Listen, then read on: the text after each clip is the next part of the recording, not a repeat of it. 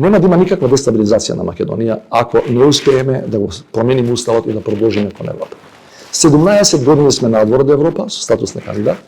Бевме 12 години со ова што ви го спомена од 8 до 20 станавме формално членки на алијансата и не се случи никаква безбедносна дестабилизација. Ниту може, ниту ќе се случи.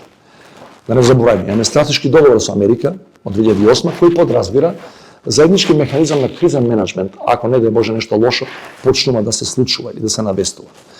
Значи, нема да имаме дестабилизација, но јас тврдам дека ќе биде широко од таква ситуација. Широко отворена вратата за автократски тенденции и за недемократско владење.